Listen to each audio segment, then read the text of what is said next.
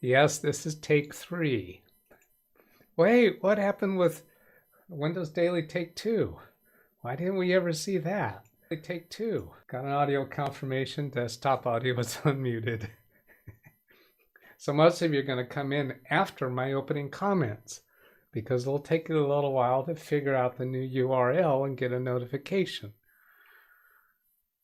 Ay, caramba. So do we even bother explaining why this is take 3 instead of take 2? Until everybody shows up. Here's Alice and there's Ran. Israel. Unbelievable. Unfreaking believable. Yesterday was the audio mess ups. Today was accidentally making a mistake. So that first live stream that some of you already saw is already flagged private. Nobody's going to get to go see it. So anybody that didn't catch my mistake, you will never ever see it. The title for this video that you're watching now, Take 3. Some of you got to be asking, what happened to Take 2? Ken Stout is asking that. So here's the way that worked. All this stuff that I had lined up to talk about, and I did a little bit of it. So here's what happened, is I ended that prior stream, and I changed it to private, so that would kick everybody out of it right away. So you couldn't even rewind and see what it is that I exposed. And then I went and created a new stream based upon the earlier stream. And I started that stream. I started talking.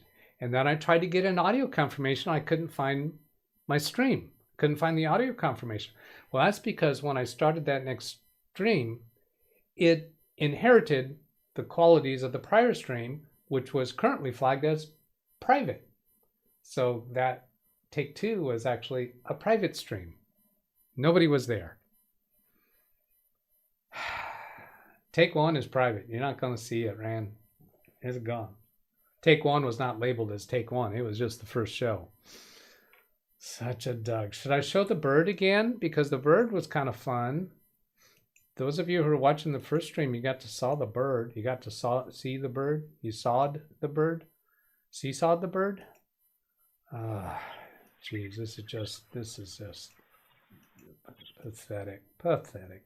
Here we go. Here's the boy. My phone gave me a notification, and I thought, what? Because it catches animals. So here it caught this bird right on that shot right there. It flew right up to my camera, said hello to the camera, and then went down and hung out on the driveway for a little while. So that was fun. Now go back to my main camera before I go click to what I want to show next. And well, see, I guess I can't show the comment from oh, I'm so lost. From Tony, we're about the XMP, and that brought up the subject of XMP. I spent time with XMP and virtual technology yesterday, and that was very useful, very helpful. I feel like I got a much better handle on it now. I'm going to be showing some pictures on it. Gary sent me a couple of emails, and one of them was a attachment of this JESD. No, is that it? JEDEC standard. This was interesting. So I asked him for permission. Can I show this to you? Because he sent it as an attachment. It's not a published link. So I think if anybody is interested in this document to see some of the background and the deeper information, and this thing, please don't violate the law about republishing it. So I was a little concerned about it. But it's all table of contents about this JEDEC, however that is. And all that gets into all the detail, and I told him that, hey, I went through the whole document. Yeah, I scrolled through it. It's got all this way technical mumbo jumbo about how they put all that together and how memory is dealt with. All these different kinds of diagrams and stuff. I did not try to even go into detail in any of those. Not interested enough. But I thought some of you, if you really want to nerd out on this stuff, send me an email and I'll send you the attachment rather than actually publishing the link, because I still feel a little bit leery about it. Gary's company is a member of this. I think if I understood that correctly, a member of this JDEC standard thing. Okay, going back to my camera and then go to my next thing. Let's see, here's chat room messages from yesterday, and I'm going to breeze through these pretty quickly because I got more stuff. I got some interesting stuff to deal with today. Garrett, let's see, I haven't heard anybody on SpeakerBot. And there is, Ken Stout did such a Doug. I haven't heard SpeakerBot yet. Is that working? Could somebody just give me a single test? Let's see, looking over here, I can show you this. And action history. That's showing a bunch of stuff. I'm not hearing it. Are you guys hearing it? Desktop audio is on. Why is that not working?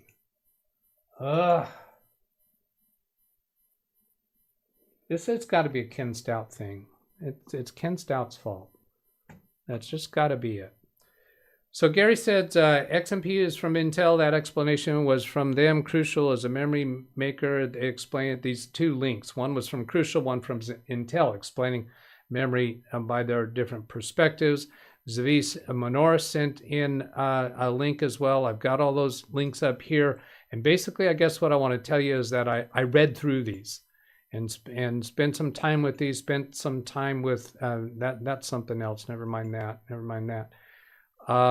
Yeah, so I spent some time with these and I feel like I understand it more better now. And thank you for the time that you spent with me on that.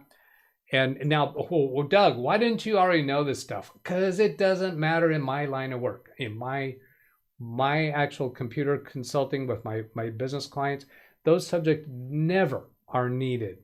Never, ever, ever. Builders, yeah, that's more likely. You know, I'm sure Carrie Holzman knows this stuff inside and out. I don't know, but it's never been of interest to me. So I actually found a couple things wrong with Big Beast Build yesterday because of this, or one at least, and I'll show you that in a little bit. Let's see, oh, you know what? I should be going from the earliest one. Doug, unfortunately, the Canon MX3550 reset hack did not work, but thanks anyway. I didn't even notice, Martin, somehow I skipped over it. Sorry, I apologize. And Martin was having a problem with the printer that was reporting that the sponge of that printer was full, and he wanted to know if there's a way to reset it. So we found that one possible way. I think you're just going to have to clean that or replace that. And I think you probably know that at this point. So then this one is what? I'll click that link, take it off screen. Oh yeah, this was the conversation about virtualization technology when I went into Big Beast Build BIOS, and I got a picture of that. I'll show you in a little bit. I couldn't find any place to turn it off. It looks like it's just like permanently enabled as far as I can see. Maybe you guys will be able to figure out something else there that I'm not seeing. Why is SpeakerBot not working? I see more SpeakerBots. Are you guys hearing it? Ghetto says no. I said you've got carrier mail on take one. Ran Israel says, I said you've got carrier mail. Oh, the pigeon. I guess that's what it was. Wednesday single test. No audio for SpeakerBot. Why is it not working? I don't see any reason for it not to be working. Let me come over here. I'm going to try. There's a test thing I can do over here. I can show you this. Voice aliases in here. And click on one of these and test speak. See if that comes. This is a test message. Okay, I heard that. Did you hear that test message?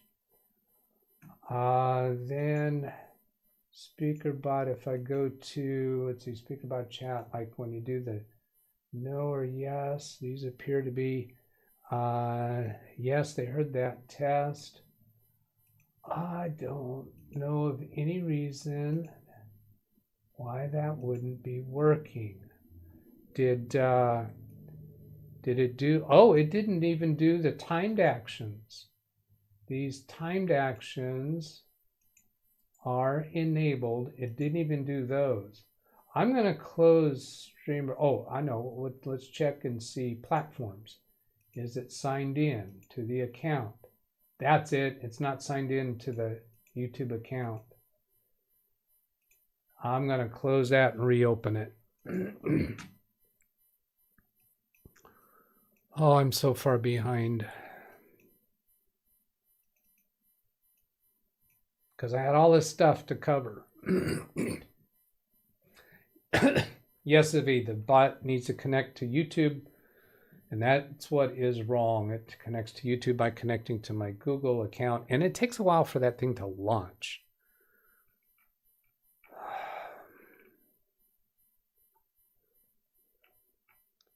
Is it launched yet? Is it launched yet? There it is. Now, let's go show you that. Go look at platforms, YouTube, account, auto connect, connecting. All right, is something wrong with my, let's see if I'm connected on my channel. Yeah, so Chrome is connected. Let's see, will it bring up my Windows Daily? Oh, geez. Auto connect. I can't even do sign in with Google because it says it's connecting. Can I do the bot? But that's not going to do any. That's not going to do any good. Let's see. Here's all my different accounts. I got this Doug-bot, streamer bot. Prove that. Continue. Oh, look at that. Token for YouTube has an incorrect number of scopes. Try authorizing again. All right, we're just going to have to go without the bot, without the whatever it's called, speaker bot. Jeez, this is just all kinds of wrong. That training course I took last night, a lot of good that did. Let's see, we'll go look at that link. CloudFront. Yeah, I looked at that. XMP is the setting of firmware on the RAM. It allows the RAM to run at speed embedded in the RAM instead of the default set by JEDEC speeds. Is controlled by the SPD. So I found this was wrong. XMP was actually, yeah, I'm going to show you the picture instead of telling you the story. With higher RAM speed, you can possibly overclock your CPU. Copilot, this question explained to me XMP function. I actually did that, and it was really good. I liked it. I think I'm going to be doing Copilot on stream some more. It's the best authority. Yeah, I don't want to think about it as an authority because it's AI. It can be wrong. But I understand what you're trying to say there. I don't think you were saying it was the most reliable source of information, but it is interesting. Okay, so I didn't read through all of those because I'm trying to move along and get to the pictures. The pictures. Okay, so here's the pictures. Here's what we see on, this was yesterday, a task manager. Let's see, I need to make an adjustment there. Let's get that big. Oh, geez. Did you really click the wrong button again? Yes, you did. That's the answer. You did. Click the wrong button. Now find the right, okay, here. Open up that one, then make it big. Oh, it was big. Make this big. Now I guess that's as much as I'm going to get. But so here, virtualization enabled. And then I think the next picture goes to memory. Yeah, here's memory. And notice what I find here, 2666 megahertz. And my memory is labeled 3600. There'll be a picture of that label coming up here. So I thought, oh, I'm not getting the labeled memory speed. And there's nothing here saying that the status of XMP. So let's move on. Let's see. This is I just showing you a close-up picture. Yeah, here we go. It's a 3600 DDR4 and Intel XMP 2.0. So it's XMP 2.0. I didn't realize there was different versions of XMP. Yes, there are. And this is a set of 4. Up here, you can tell this belongs to a matched set of 4 because this is a 32 gigabytes times 4 would give a 128 set. So then I also discovered that these serial numbers will give you identification that these memories belong together. I did not know that. That was a discovery from yesterday. And then here was, Copilot gave, this is the description Copilot gave me about XMP. I found that very useful and helpful. I like Copilot. I think that's going to start becoming a thing.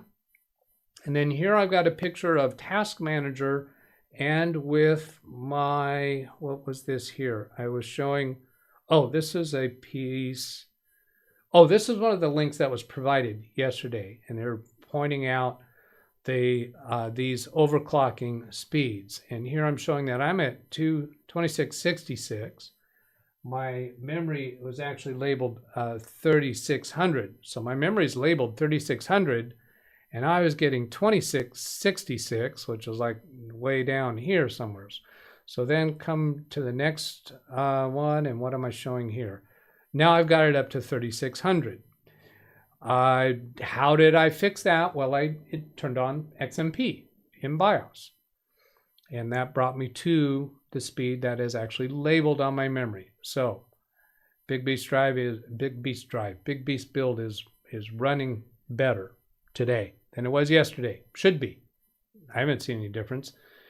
Then what was I going on here? I was trying to boot. This is well, let's see. This is Big Beast that we're looking at because that monitor thing up here. And what was I trying to do here? This is a US. I was trying to do pictures. The F12 was not working to store the pictures on the flash drive. This was a picture taken by a camera. You can tell because you see the frame of my monitor.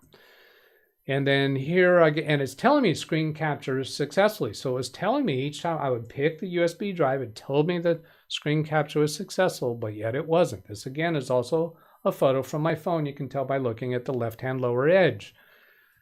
And then going on, here's XMP, where originally when I first came in here, it was disabled, but you didn't get to see that picture because the stupid thing was not doing the screenshots properly. But when I first came into here, it was disabled, and so I enabled it.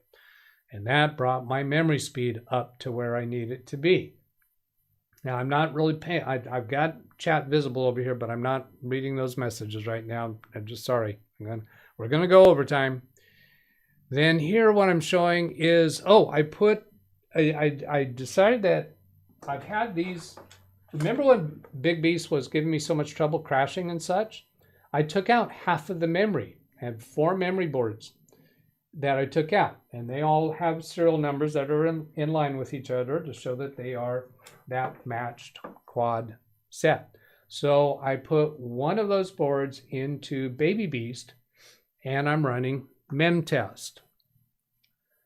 Let's see, what do we have here? Yeah, 132 gigabyte memory is in there now, and the test is beginning.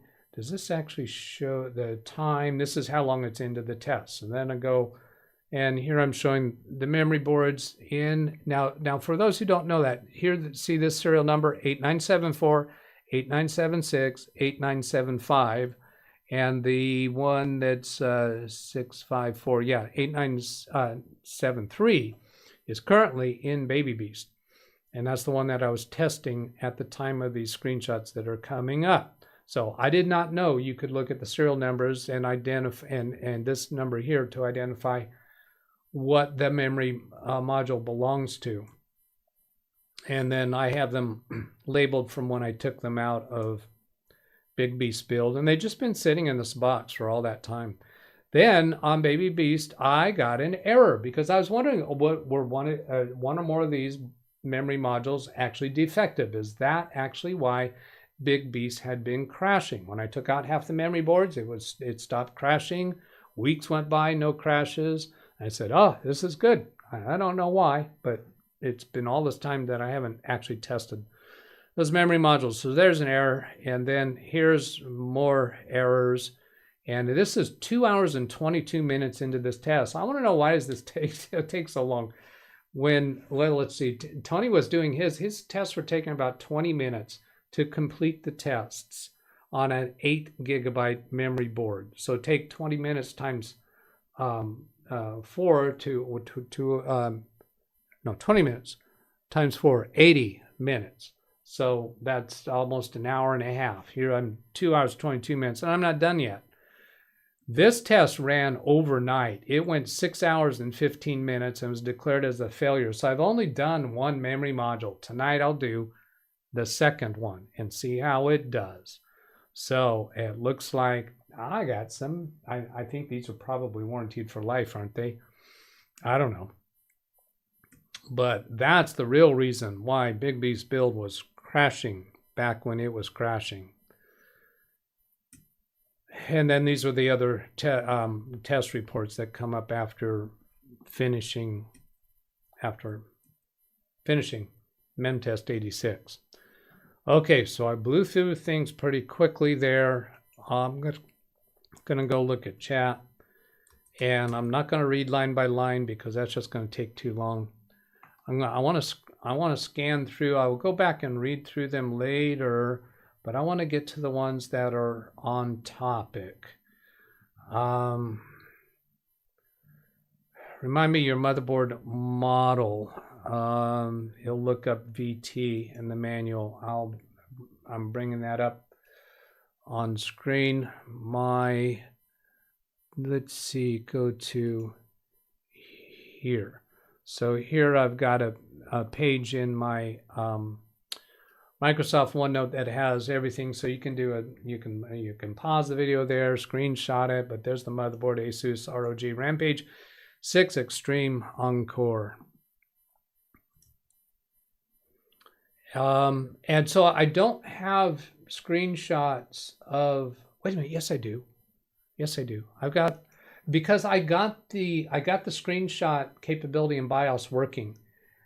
And I'm not quite clear why, but I think the reason what happened is that while I was in BIOS, I took some screenshots, and then I pulled the USB memory stick out of Big Beast Build and put it in Baby Beast, and there were no pictures.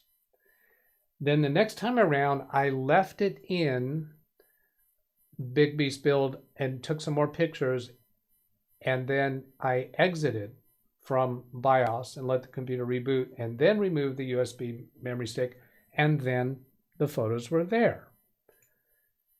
And the sequence of taking the photos was the same, meaning I picked the USB memory device, and it told me the picture was successful, and it worked as long as I didn't pull out the memory stick before, as long as I didn't pull it out too early. I don't know if that really made the difference or it was something else, but I do have some pictures to show. Some more pictures in BIOS. So here we go. Of course, this was after I enabled XMP. So here's this one. And it's giving me a confirmation that I'm at 3600. You saw the screenshot of task managers showing 3600. And then let's see, this was the second one. See the mouse moves down in the captured mouse down here. I have two pictures here. I think that was just moving the mouse. So I don't know why I bothered with that. There's 3 pictures there. I don't think I made any changes. So here's where the XMP was disabled. This is on the easy mode screen where I actually made that change, and I'm using Profile 1. And I suppose this is what Profile 1 consists of. This label here is a name for that profile, telling us how it's configured. And then I just went on to another. I got 2 pictures there that are pretty similar. Is there anything different about these 2? I don't see if the differences are anything significant. And then here in the advanced settings, extreme tweaker, XMP, showing there's, I guess this is a second profile, this V profile. I didn't even try choosing it. I'm just doing this main profile. I'm calling it, it looks more legitimate for some reason. I think of it that way. And then here's the only place I found a reference to VT, VT-X. So I'm saying that that's virtualization technology. Just says it's supported. I did not find any place that I could actually turn it off. And then here, well, here's VMX. I don't know if VMX is the same thing. When I highlight it, it says this enables Vanderpool technology, takes effect after reboot. Well, that's not virtualization technology. That's Vanderpool technology, whatever that is. I don't know. I don't need this stuff for supporting business clients. But I'm interested. I'm intrigued. And then here, I'm just showing another screen. I should point out, here we're on the Advanced tab. We're at the top of the screen. So the next photo is one screen worth down. And the next photo shows the bottom of this Advanced tab. So if somebody finds that helpful, then great. Rand Israel says, yes, that's it. So are you saying VMX, that is synonymous with virtualization technology? I'm going to wait for another yes. I'm going to sit here until you give me another yes or no to that. Vanderpool was Intel's code name for VT during development. So yes. Lawn Dog asked Copilot something like, are there any disadvantages to turning off VT virtualization technology in BIOS if you have an Intel processor with built-in VT technology? Well, I guess it would mean you can't do virtual machines. Let's see. Now, I think are there more pictures? So I got that answer from Rand. Thank you. And that's the last screenshot that I have for BIOS. The general, Lawn Dog says, the general Ken Stout mouth. I've got Ken Stout mouth here. The general recommendation at the end of the soliloquy was leave it on, it won't hurt. Turning it off mitigates some virtualization-based security vulnerabilities. Okay, that makes sense. So if you're in a high security environment and your staff don't need virtual computers, yeah, I would suspect a sysadmin would disable that on all the workstations. You probably couldn't do that by policies, could you? Since virtualization is a BIOS setting, can you manage BIOS settings through, exactly, thank you. Can you manage BIOS settings through group policies? I'd like to see an answer to that. So there were some things that I was planning to get in more deeply, I think, but I think I'm not going to try to do that. No, you cannot manage BIOS by that. So you would, but when you're setting up the machines, you would be making the BIOS choices that you want. That makes sense. I will read through the rest later. 2 kits of 128. Yes, I have 2 kits of 128 because there are 4 per kit, and that's demonstrated by those serial numbers that I showed and the labeling. I'm not sure if that's what Jim was referring to. He might have been talking about something else, but I will go back and read that later. Is there anything I should be redirecting to? Because I didn't do that either. I mentioned that training course that I took last night. That's why I did not catch the Ken Stout live show last night. I started watching it this morning. Have not finished, but Ken Stout might be interested. I found a training course, how to absolutely guarantee that you will never forget to unmute on a live stream. So your audio will always work perfectly. And they gave double your money back guarantee for on your tuition. If it ever happens to you again, they will double your money back. Yeah. So I took the course, and we'll see how that works out. I get double my money back. And by the way, it was a free course. So yeah,